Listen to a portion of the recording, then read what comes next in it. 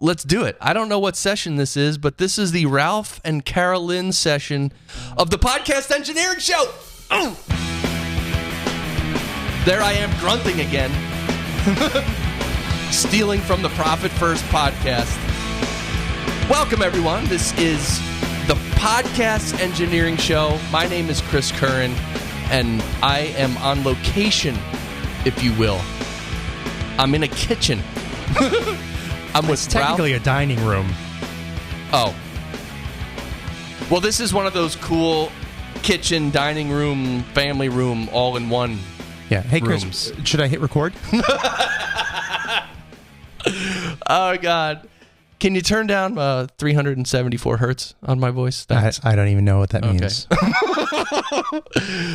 That's right. This show is coming to you weekly. I basically interview experts in the podcasting field about their equipment and workflow. I have a background in audio engineering, in music production, in the music studios, making records, getting album credits, all that stuff.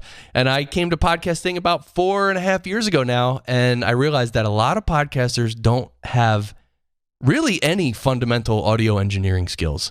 And it really hurts them and their sound and the time it takes to produce things. Because if you know what to do and how to edit things, you can do it quicker with shortcuts and all that. So a lot of the guests on this show share those shortcuts. Today's a special episode, and I just heard my breath being cut by the gate. We'll see if we hear it later. So I'm with Ralph Rivera and Carol Lynn Rivera. They are the founders of the Podcaster's Toolbox, right? Indeed. You're the CEO. I am apparently the CEO, a very important CEO. Yeah, and you were only going to come on this episode as a cameo until you're, what is he, the CMO, CIO? CTO. Oh, CTO. He just does what I tell him. EIO, whatever you are. And he chastised you for not being on the show. So I did not chastise her. Here's what happened for your audience that wasn't here. Chris said, hey, let's do an episode of the Podcast Engineering School. And I said, awesome, let's do it. And Carolyn said, well, you guys can do it. You do your boy stuff. And I said, but you're part of the conversation. She's like, nah, I don't do podcasting stuff. That's for men. I didn't say podcasting stuff. I said I don't do the hardware stuff. But fair, but fair with an asterisk, because we're talking today about our new rig. But our new rig, we didn't invest in it just because of technical stuff. We invested in it for a lot of different practical reasons, and I think that you have a lot to add to that narrative. Well, here I am as CEO and VIP. Right. So you're both mocking me because when Carolyn said, well, you guys can just do it, I said, but you're the CEO of the company. You're literally the most important person in this company, and it is a podcast company, as noted in the name, which is Podcaster's Toolbox. Yes, which we're going to talk about that in a second, because we're going to talk about it because I can't believe what you guys are creating, and so many people are so psyched for this launch. And I know, Ralph, you're working really hard at coding and programming and all that. But nobody more than us. Like I said, I'm in your dining room. Okay? Better? Okay. Yeah, that's fine. And we're at the table, and we're recording this. We are actually near Atlantic City, New Jersey, in a town called Brigantine. Indeed. Okay. And we are recording through your mobile podcasting rig. Is that what you guys call it? That sounds like the perfect name. All right. So you guys recently sold your home, and you had a podcast studio in your office in your home. And when you sold your home and you knew that you weren't going to be having a fixed home for some time, you're staying in various places and moving around temporary places, which is awesome. The whole lifestyle of, living differently and living without a lot of baggage, right? Mm-hmm. It's exciting. But the problem with that is you guys wanted to keep podcasting, and how are you going to set up and take down your studio every time? So, Ralph, I'm assuming it was your idea to come up with, to create a big road case, a rig inside of a big road case that you could literally have all the technical elements needed to do a podcast in one box, and have all these pieces of equipment plugged in with power, hooked together with cables. And so literally you would have to take off the cover of this big box, plug it into the wall, plug the power into the wall, and plug in some microphones, and boom, you can literally record multi-track podcast recording wherever you are. Well, one correction, it was Carol Lynn's idea, and you're very sexist for making it seem like it was my idea. All right. Yeah, I mean, we had a studio in our home, and we would basically break it down. We had boxes, like foam boxes that, I don't know, carrying cases that we would pack all the stuff in, and then wherever we ended up, we had to unpack it all, replug it all in, and of course, that becomes really cumbersome time after time after time. So essentially what we wanted to do is we wanted to have all the benefits of having our studio with us at all times. Right. And if you take a road trip up to Boston, you literally look, it's a big road case. We're going to talk about it. It's probably, I'd say 3 feet high, maybe slightly less than 3 feet high. And it's like maybe 20 inches by 20 inches. And there'll be pictures on the post, by the way. Just go to the post of this session and you'll see the pictures. Yeah, not of the rig, but just pictures. Right. No, the pictures of the rig. Generic pictures. Yeah, oh yeah. And thanks, Barry. And Barry, you like this rig, don't you? Yeah, oh yeah. So we're going to have pictures. So we're going to talk about the equipment in the rig, and we're also going to talk about how it's set up. Because honestly, we had the rig sitting here. It was all closed up last night.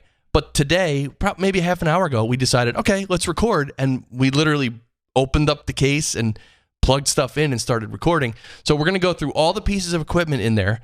And then we're going to also want to know, Ralph, about the workflow. Okay, you're going to record multi-track, which is awesome. So you can have probably up to 6 mics. You can record up to 8 tracks separately, right? Right. And then later on mix them and do all that stuff in post-production, which is very, very handy. I will say before we get into the actual equipment that, in fact, last session, I almost said episode, last session, the real Brian and I talked quite a bit about multi-track recording versus just regular stereo recording or one-track recording. And in my opinion, if you're going to be on the road or setting up on location and you're going to have more than 2 mics, you definitely want to record multi-track, because when you're on location, things happen. And there's background noise that you didn't expect. And there's people who are on the mic and sometimes they might lean back from the mic like that. So many things can happen that you need to control later.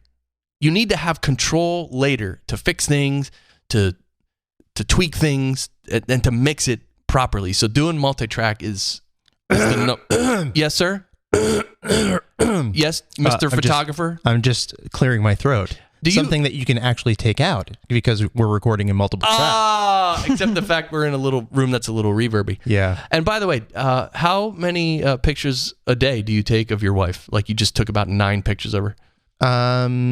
Privately or publicly? Okay, not that kind of show. So let's talk about this rack here. This rack, the rig. Don't talk about Carolyn's rack, please. Oh, geez, come on. These are easy jokes. Well, Carolyn, why don't you tell the story of how we got to actually have this case? I want to list the equipment first. Oh, son we have a lot of beeswax. We have a lot of people listening who are a little more technical, and they're like, they want to hear the story, but they don't want to hear the story. No, they do. It is important. Get to the equipment. The case is important because we actually bought a case for all this equipment that was on paper sounded great and ideal for our scenario. And when we got it in the house and we started racking up all this equipment, we were like, oh my God, this is entirely not suitable for what we're doing. So I want to make sure that people don't repeat the mistake that we made. It was a flimsy road case. Yeah. By the way, should I be recording this? You know what's funny? I hope you're looking at levels. I know we're a little bit louder. Explain that.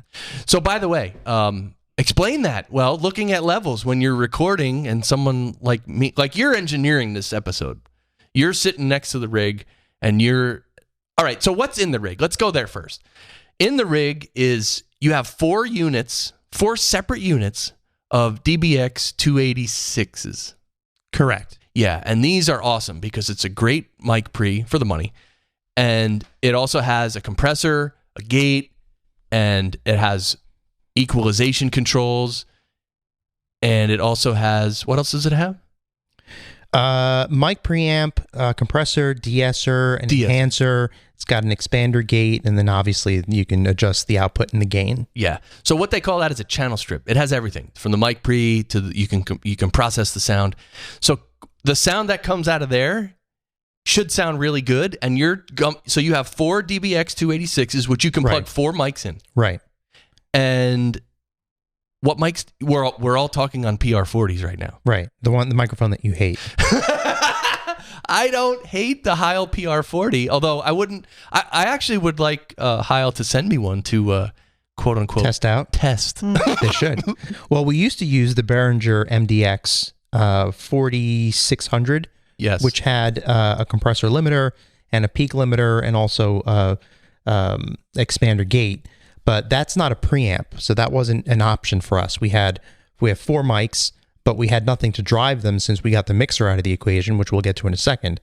So I really couldn't use the MDX. I still have it in the rack, so if you see the pictures and you're like, oh, that's still in there, I still have it in there just because if we have a computer or something that we're going to route in, if someone's on Skype and we want to, clean it up a little bit, I have that as a backup. However, I think that since I like to just spend money or hemorrhage money, I'm probably just going to get rid of the MDX and get another DBX 286S.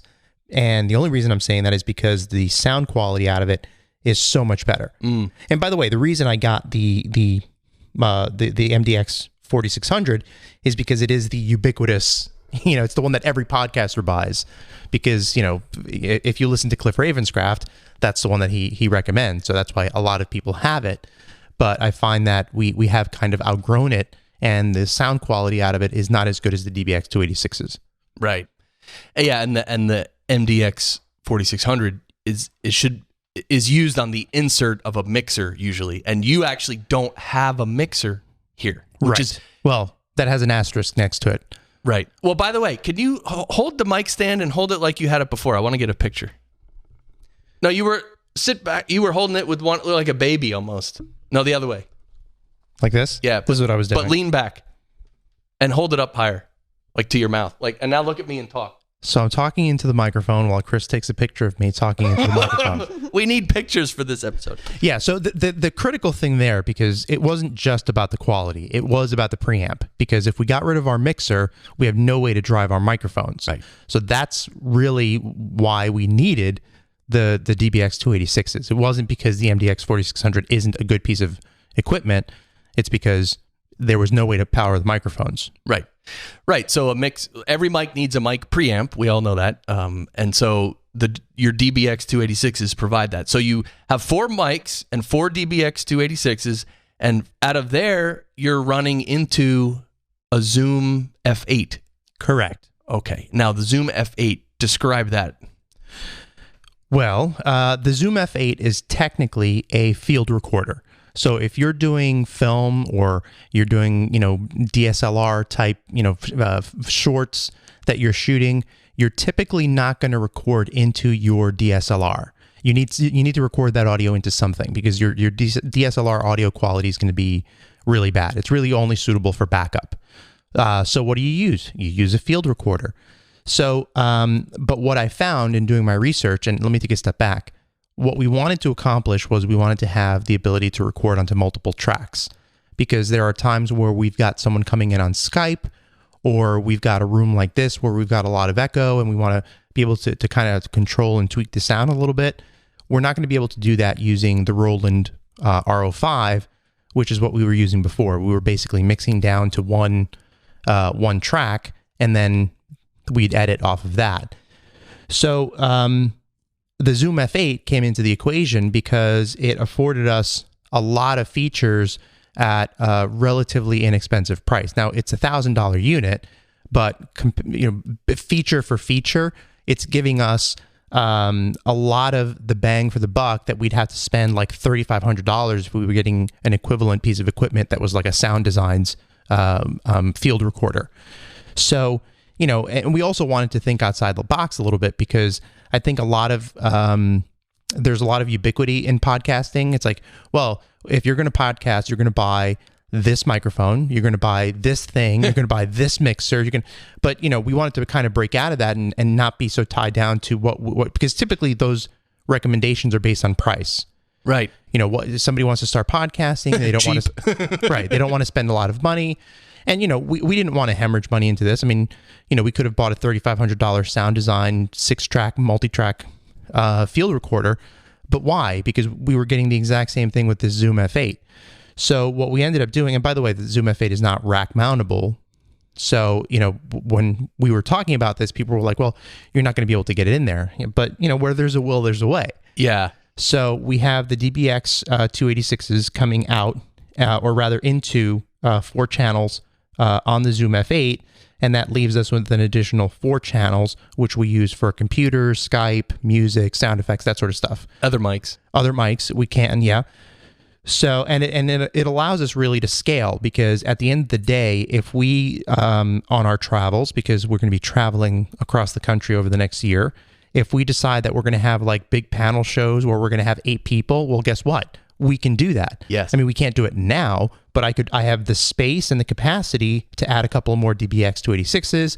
I have a couple more channels that I can record into. I have a whole lot of flexibility. So what I wanted, ultimately, going back full circle, is if you're sitting in your house, in your studio, and you have equipment, you can buy the best that you can afford, and then you have that kind of fixed. I wanted to take that and move it with us. Right. Mobile. The mobile unit. Mobile. All right, so you got the 4 286s going into the Zoom F8, which is an 8-track digital recorder. It's a field recorder, like you said, and it's not rack mountable, so you kind of have it secured in there in your own way, which it looks secure. It's fine. I mean, you're not throwing around the road case, and it's not on airplanes and getting jostled around too much. So. Right. And what else is in the rack? So we have a couple of other things. We have a power strip from Furman, which is basically where everything plugs into. So when we're getting ready to record a show, we basically have one plug in the back. We plug it into the wall, and then that powers everything. So that it also acts as a power conditioner, because one of the things that we had in our home, which a lot of people have, is that their power, and by the way, this is not an area of expertise for me, but one thing that I knew from our setup is that I could plug in my mixer into a specific plug in my house, but if I plugged the, I think recorder or something else into the same plug, there would be a buzz. Oh. So I had to take that plug and plug it into something else. And if I had a power strip, that could cause a buzz somewhere else. So you've talked about that on your show. It's not something that I really know a whole lot about, but I do know that there is feedback or you know, the ground hums. Yeah, there's the sound quality gets polluted as a result of all of this electricity moving backwards and forwards. So what the Furman does is it basically gives us clean power into each of these devices, so that, you know, we could still have horrible recording, because if we don't gain stage properly, and all of that can still happen. But what we're reducing is the you know, the possible buzzes and you know, all those little clicks and hums that happen when you've got bad power. So we have that in there, and we also have I don't know what the model is here. It's the same one that you have for the headphones. Oh, yeah. So it's a headphone amplifier, and it's actually 8 channels of headphone amplification. So look, if you have an 8-track recorder and you're going to potentially have 8 microphones, you're going to have 8 people who need headphones potentially. So that unit, it's a 1 rack space unit, and it actually powers 8 pairs of headphones. Pretty good. Right. And you can do crazy things with it. You can actually have the output, you can have different inputs for different headphone jacks, and you can do some basic rudimentary controls, but we don't do any of that. We just, whatever's coming out of the recorder, we're making sure everybody listens to. Now, in terms of the sound out, the headphone amplifier, it actually sends everybody the same audio. However, we have 2 outputs on the Zoom F8, which are adjustable. They're controllable. So I have one of them, which is going out into the headphone amp, and that's basically sending all of the channels so that we can hear everything. And then the second output, I have that configured to output everything except the channel that I have dedicated to Skype, so that I can bring that back into the computer, and you won't get that feedback of the person on Skype hearing themselves. Right. So you can actually control that. And we can actually, I had talked about scale before. If we needed to, we could actually use 2 different computers with 2 different Skype sources and use that output and actually control the sound better that way. Yeah, so you can do at least two separate mix minus mixes out of that Zoom F8, which is very important and critical.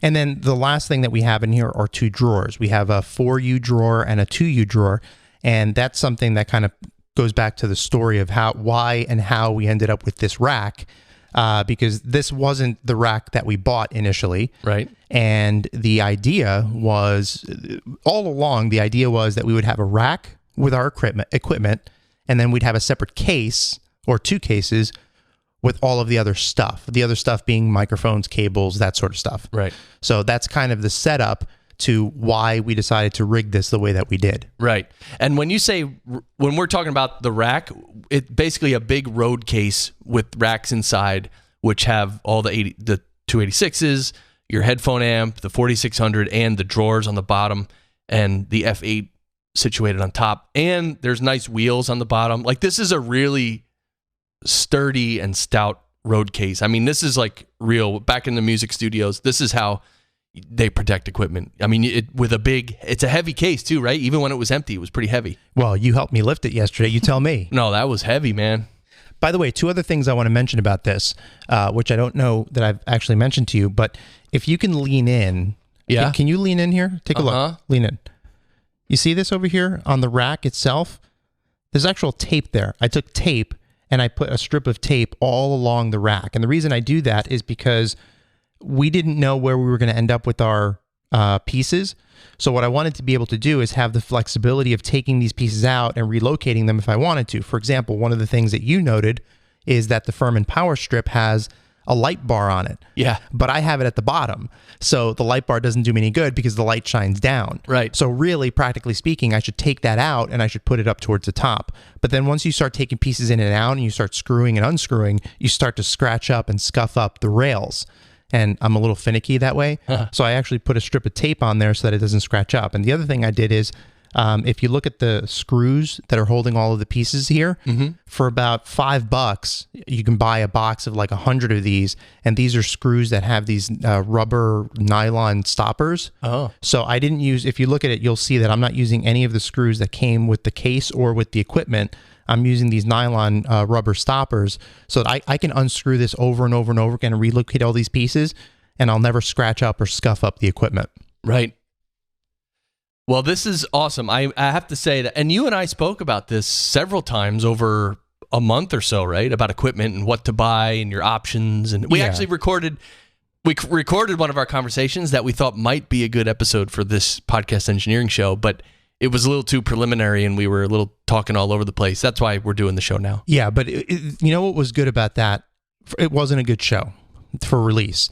But what it did do is it crystallized, it drew a line for me in my head between what I thought I wanted and what would have met the needs of us traveling around.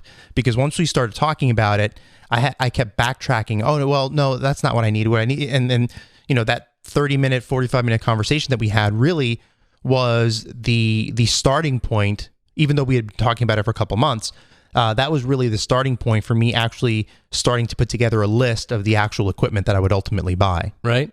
Yeah, that was good. And I'm really happy with what you have. I mean, I think on Facebook you posted a couple things and there were a few people who said, oh, why don't you do it this way? Why don't you do it that way? Look, everyone has their opinions. Carol Lynn, CEO?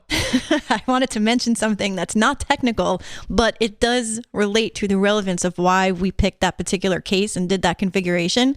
Because like you mentioned, it's about 3 feet tall. And as we were configuring it, we specifically put the power conditioner and the drawers at the bottom and then the recorder at the top, because originally, the case that Ralph mentioned that we got was a lot smaller and we had just the equipment in it and there were no drawers and the rest of it was in another box.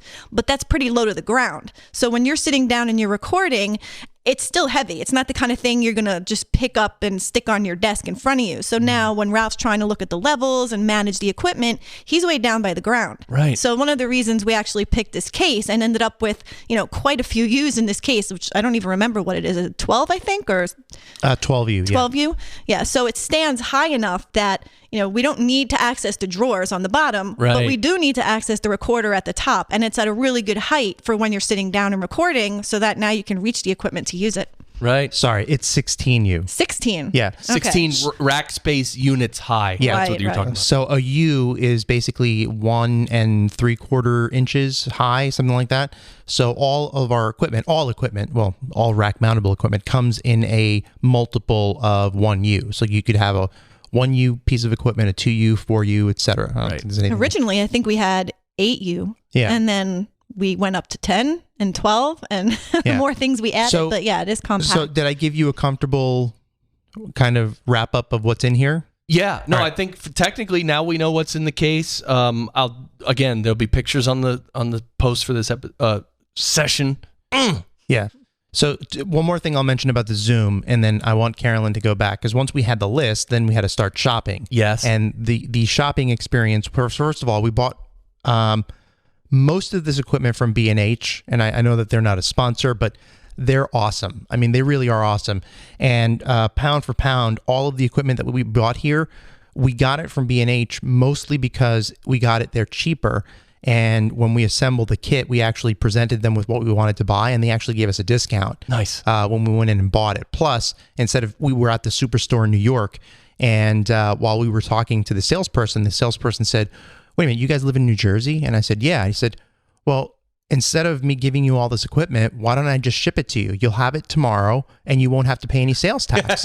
So we got the discount, plus we had it shipped for Free shipping, yeah. shipping with no tax because of the shipping. So, there's all kinds of things. When you're buying equipment for your podcast studio, for your recording studio, for your music studio, don't always go buy just whatever the list price is on a piece of equipment, because once you put together all your equipment, there's probably some way that you can make that come out totally to be a little bit less. Right.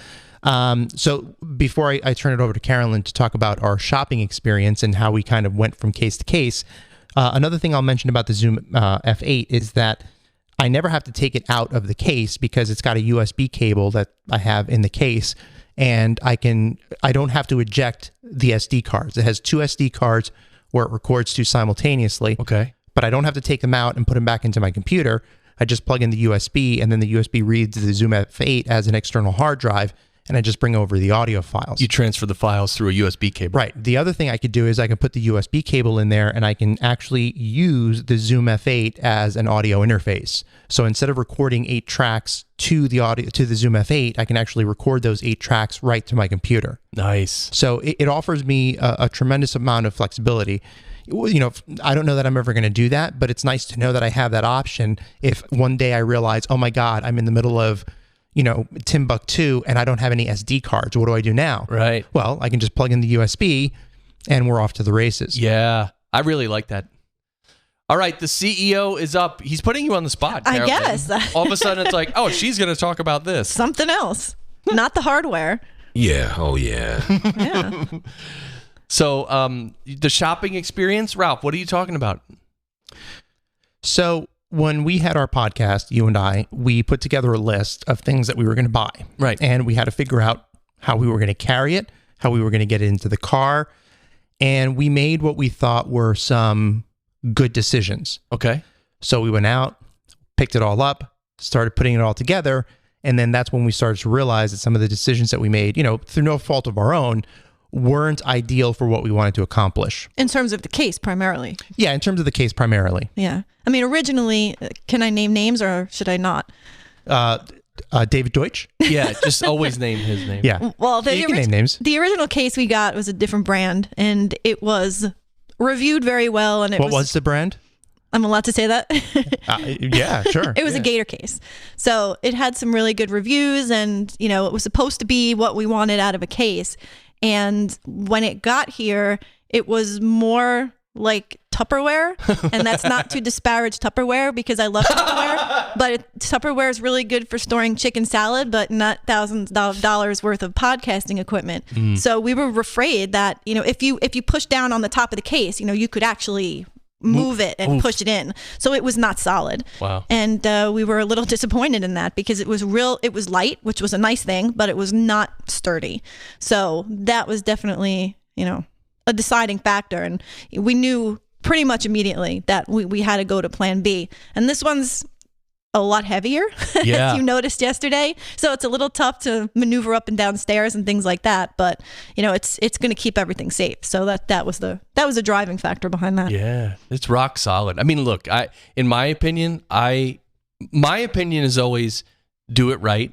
Like do research, spend a little more money, but do it right, because in the long run, it's better. And having a really nice road case like this and having it set up the way you do is just great. I mean, you really did it right.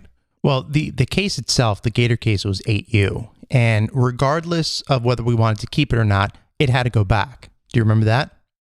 Well, it was broken to start. It was damaged. Yeah, it was damaged when it came, but we had considered replacing it with another Gator case or going to something different. And at the end, we decided, you know what, not only is this thing damaged, but if it got damaged to us just getting here, probably wasn't faring well for the equipment that we wanted to travel around with. Right.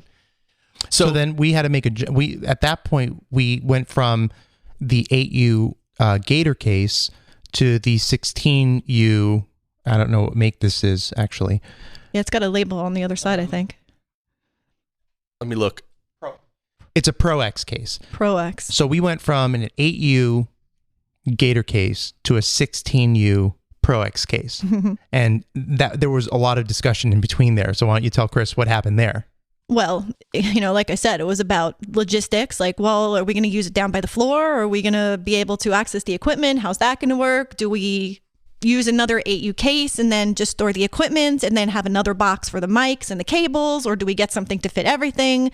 So in the end, we decided that it was better to have everything in one place. So we have the mics, the mic stands, the arms, the recorders, the cables, the extra cables, everything in that box. So all we have to do is walk out of the house or wherever we are with that box. And that's pretty much it. I love that. And when we were setting it up, you were getting some cables and you were taking stuff out of the... So you're pretty handy in terms of setting up equipment and stuff, right? Well, it's all set up already. So that's the beauty of it, which is that all of it's plugged in. The cables are in the right place. I mean, the mics are in the drawer. So the only thing we have to do is plug the mics into the cables and, get them on the stands. But that's a piece of cake. Yeah. So that you have little stands here. They're little straight stands, and the mics you have the PR-40s on top of the straight stands, and the PR-40s have the really nice shock mount as well. Yep. So it's well done. But yeah, setting that up and hooking up the cables is good to know how to do. And if I may be sexist to myself, one of the things that appeals to me is that there's no dust on any of it. I mean, when we had the stuff in our home office, it was a constant battle with dust on the wires and on the equipment. And this, it's in a box. It's completely sealed. And unless we're using it, it stays sealed. So it's clean, no dust. I love it. Yeah, just make sure when you speak to me, Carol Lynn, that you use the right pronouns, okay, for me. Okay? Which ones are your pronouns? Oh my God. That's all I have to say about pronouns. Oh my God. Yeah. Oh yeah. Barry, do you have certain pronouns? No way. You crazy? Barry's a smart man. That's because he has teeth. Oh, so Carol Lynn, part of the reason for getting this road case filled with awesome equipment and being very mobile and very professional at the same time is because you guys are going to be re-kickstarting one of your podcasts and doing a little shift there. So talk to me about that briefly, and when are you going to start making that change? Well, July last year. No, I'm kidding. We've been talking about doing this for a while. Okay. We actually, our podcast, Web Search Social, has been on hiatus probably since the spring, right, Ralph? And we did that for a couple of reasons. We were actually traveling a little bit for business in the spring. And then we did sell our house over the summer. That happened so fast that our heads were spinning. And we really didn't have time to do anything but get out. And then it's been a little hectic since. We've been to DC Podfest, so we've done a lot of other things like that. And now we've kind of evened out a little bit, and now you've seen our rig and given it your blessing, so we're good to go. Yeah. We're going to actually retire Web Search Social after the next couple of episodes. Evolve it. We're going to evolve it. Retire it because we're starting another podcast, a business-related podcast, but where Web Search Social was web search and social marketing. This one's more business oriented. So we will be doing that over the next couple of weeks. Good. So let me ask you a question. We told you what the name of the new podcast is going to be. Yes. Did you like it? I did like it, and I remembered it. You did? That means something? Yeah. Carolyn, do you want to unveil here for the first time ever the name of our new podcast and how we got to it? Barry wants it. Can Barry do it? All right. Can I do it? Do it. Do it, Chris. Is it? I think, I'm not sure. Carbon-based business units. All right. We got it on the first try. See, he really did remember it. No, he I wasn't did. just yanking our chain. I did. Well, you did ask me what I thought of it, so I did look at it. Uh-huh. Meaning when you texted me, I didn't just delete it and whatever. I actually looked at it and thought about that and was like, is that... Because you asked me if it was a good name, and I mean, that's like, you know... That's a hard question to answer. Yeah, I mean, it's so subjective. So the evolution, why don't you tell Chris the evolution of the name and where we started and where we ended up and why? Well... Briefly. Yeah, briefly. This is not the technical part. I noticed. Chris doesn't want to hear the non-technical. Real quick now. Can I just say something, Carol? So notice that when Chris says to me, when I say, I'm going to talk about this stuff in the rack, it's like, okay, yeah. Good. And every time you say something, he goes, briefly. Man. He's incredibly sexist, Carolyn. I know. Incredibly sexist. I know. It's because it's non-technical. It's because it's Trump's America now. That's why. This is why I told you to go do your boy thing. That's right. You know what, go off Carolyn? and do mine. You were right. We shouldn't be on this sexist podcast. Oh my God. I don't even know what the question was. Carbon-based business units. We were debating on our last podcast on Web Search Social. Yes. While we were actually doing our last couple of shows, we were debating the name, and we came up with a name, which we discarded, went with another one, and then discarded that. And so I think our original, if I'm not mistaken, briefly, Carolyn, very briefly, our original idea was Ralph and Carol Lynn take over the world.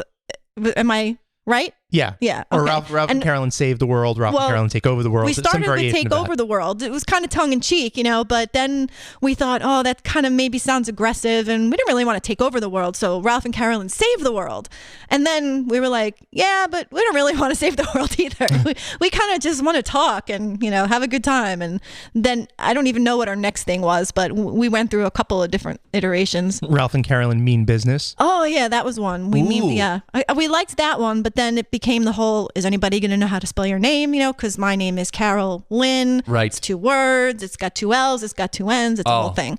So then we decided no one would ever get that right, and I'd have to register like 12 iterations of a domain. Oh. And then we kind of came up with this carbon-based business units thing, because it's it's partly an inside joke, because every time Ralph refers to me, he calls me his carbon-based wife unit, which is a Star Trek joke or line, I should say. So it's kind of meaningful to us in that way. And plus we thought it was kind of a fun play on words.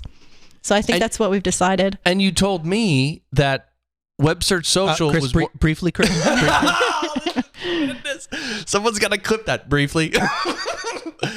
No, you were saying with Web Search Social that you guys are marketers. I mean, that's one of the hats you wear, and you're really good at it. You've been doing it for a long time. You have a marketing firm.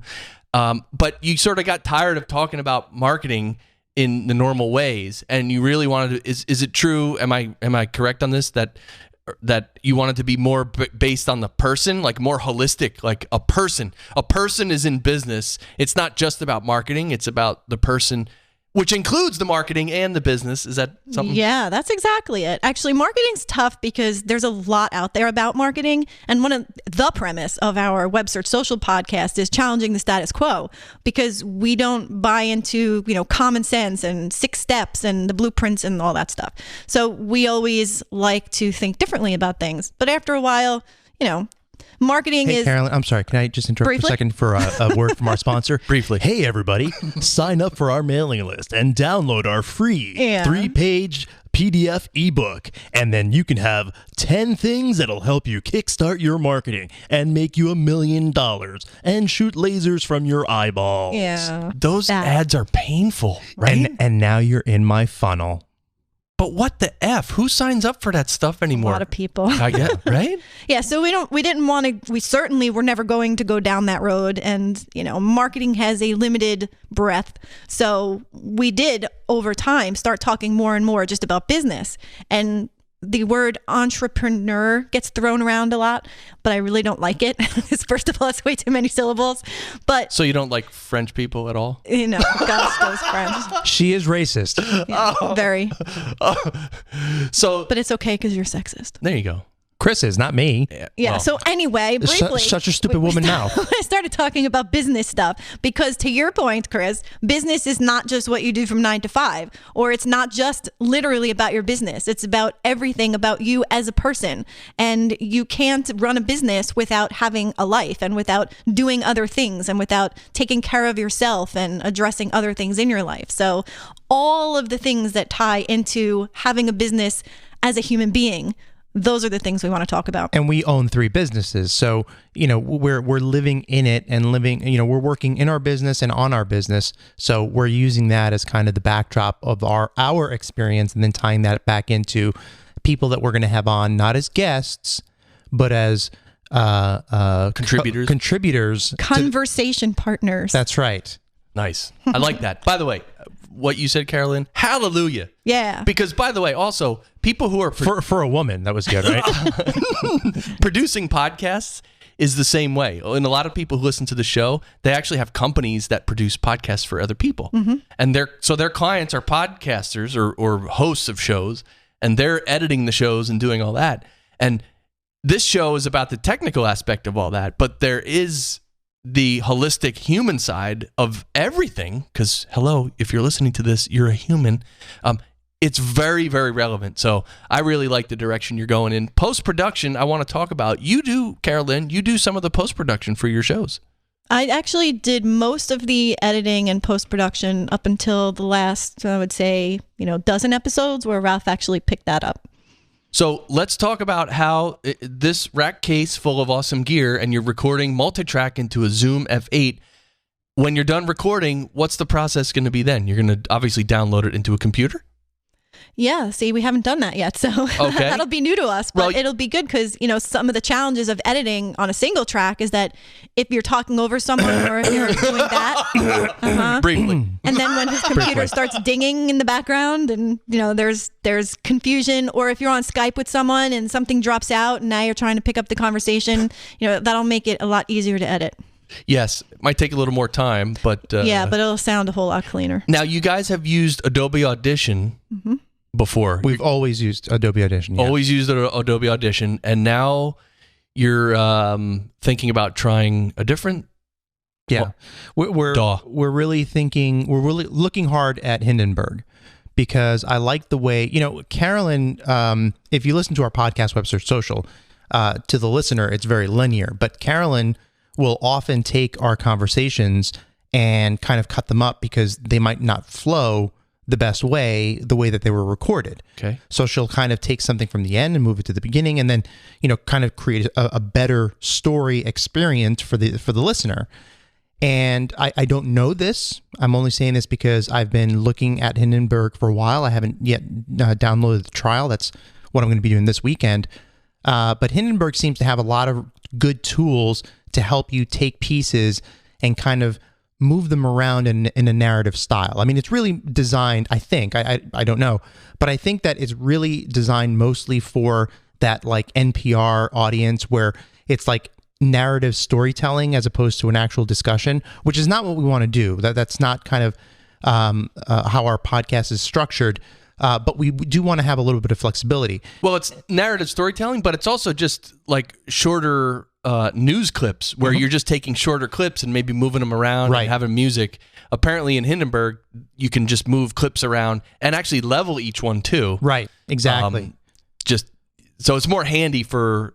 In fact, it's called Hindenburg Journalist Pro. Isn't that the name? It's got a few different flavors. I forget what they are, but there are a couple of different variations that you can purchase based on whatever it is that you're, however you're going to use the tool. They have versions that are optimized for that, and that's as much as I can say because I don't know that much about the versions. Got it. All right, so you'll be trying that. Then obviously you edit it down, you mix it down, you make an MP3. What quality MP3 do you normally make? Stereo or mono? Well, it's a stereo file, but really it's it's two sides of the same thing. Well, no, because you have intro music that's probably stereo. Yeah, but I don't think like your intro music is actually stereo because we're recording out of your iPad into 2 separate channels on the recorder. Right. But the way that we used to do it, and maybe we'll do it differently now, is we used to, have a mini stereo cable to a 1/4-inch stereo cable, but it was basically mixed down. Got it. To a mono signal. Got it. All right. Yeah. So I would definitely, when you guys start again. Oh wait, no, I lied. We did one thing that we did do when we were recording on using our mixer. We had a Mackie mixer, the generic Mackie mixer that everybody uses. I actually had the level, my voice level was a little bit higher on the right channel, and Carolyn's was a little bit louder on the right channel. Did I say that right? Left channel. Yeah, right. yeah. So this way, when you heard the podcast, the whoever we were talking with, they were kind of like dead center, but then I was a little bit to the left and Carolyn was a little bit to the right. So we were creating a little bit more of a, quasi surroundish sound. Yeah, stereo spectrum. You're using the stereo spectrum for separation. Right, that's what I said. Right, that's exactly what I said. And that's I'm pretty. I know I told you that trick, and I tell that trick to a lot of people that mentioned it on the show. I came up with it on my own. Come on. Yeah, panning just slightly, and it's slight. In fact, when I do that, I pan usually 11%.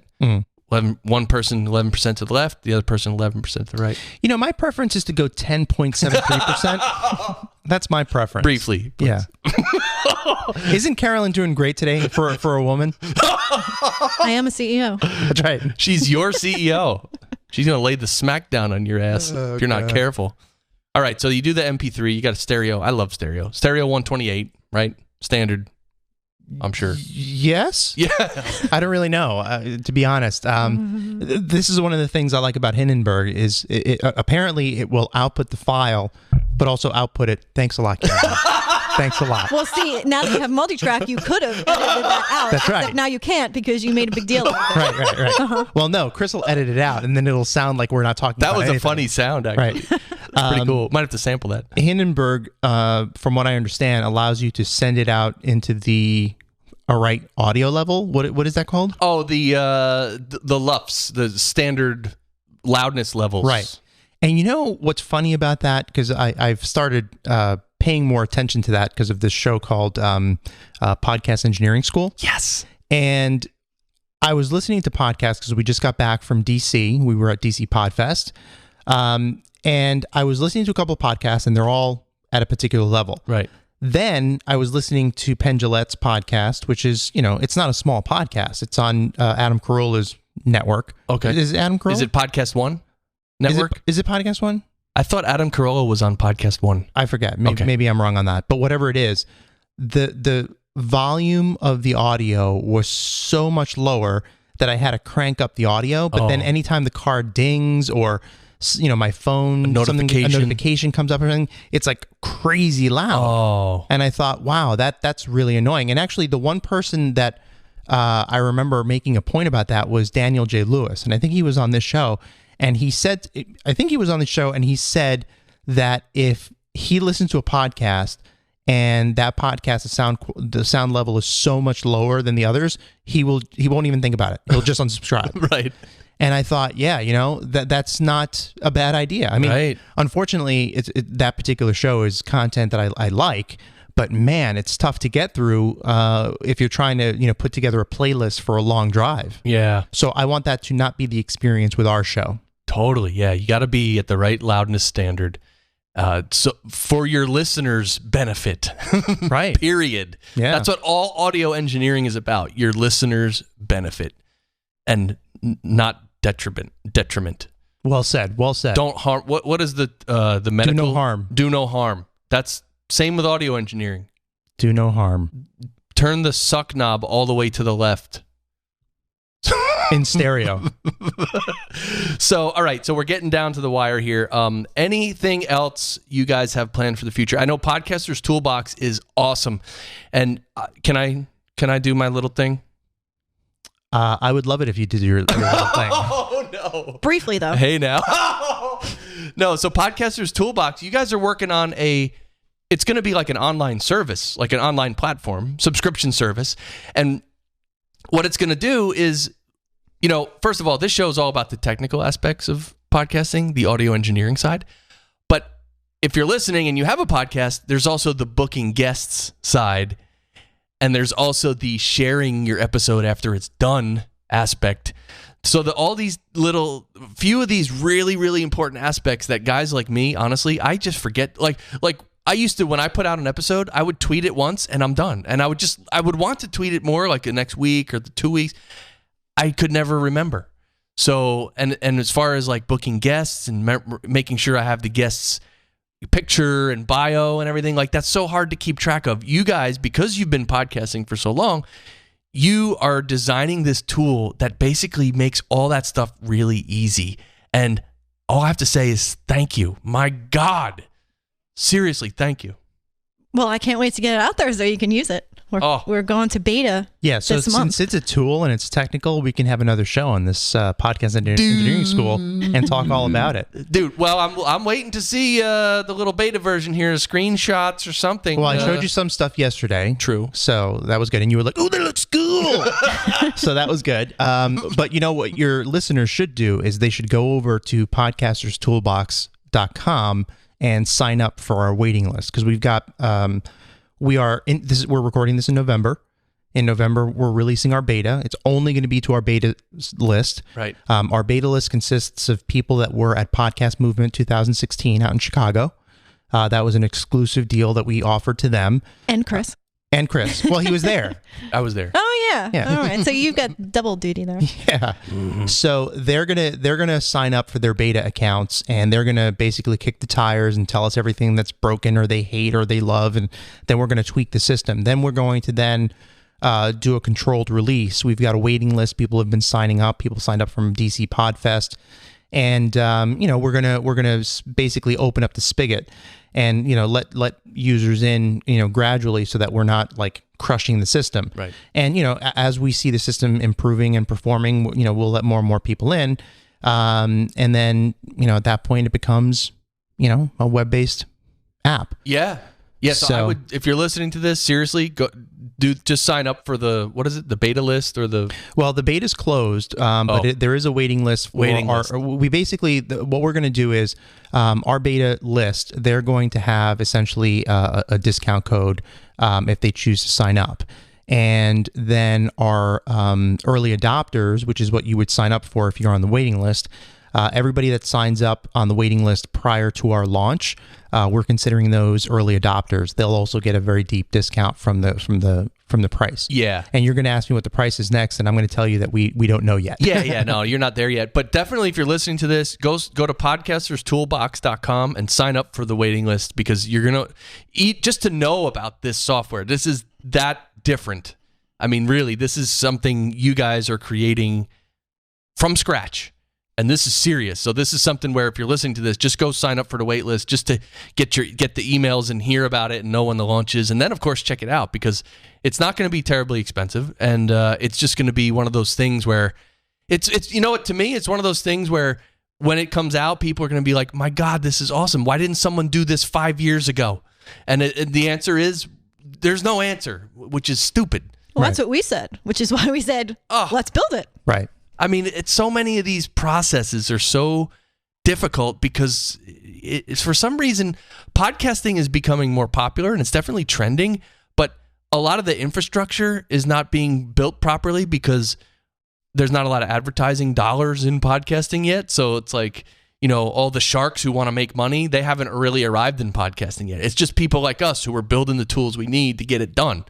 So really, really very special. So, Barry, I know you've heard Ralph and Carol Lynn's website. Of course, Barry's the maintenance guy in my building in New Jersey. Barry, you've heard their show. You've heard the frequency range, the high frequencies, the mids, the low mids, the lows. And what is your favorite aspect of Ralph and Carol Lynn's show as far as the frequency spectrum goes? The bottom. I always knew Barry was the bottom. The bottom. Absolutely. And when you listened to their last episode, what did you hear? And they were cussing up a storm. Profanities left, profanities right. That does sound like us. Really? Yeah. No. Any specific words they used? Every second word was the F word.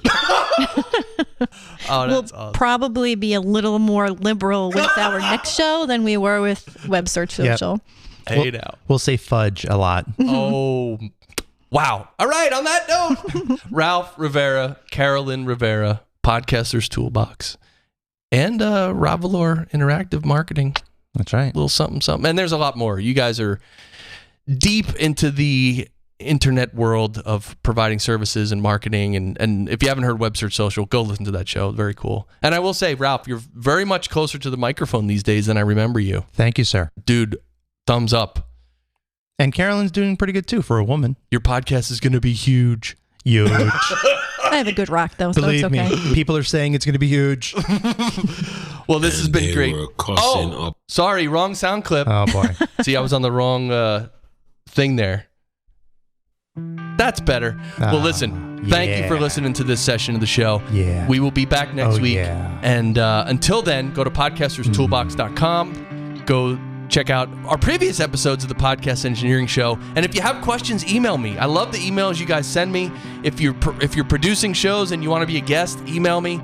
I really like the engagement we're getting and the back and forth and helping each other that is part of this show. So thank you, Ralph, Carol Lynn. Until next time, sound great. Yeah!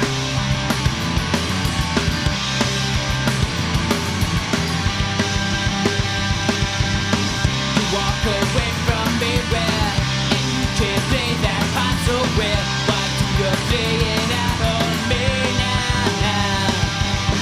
You're not to lose control where it's quite a feeling, isn't it? Let them float and risk it down now. You tell me that you found something better.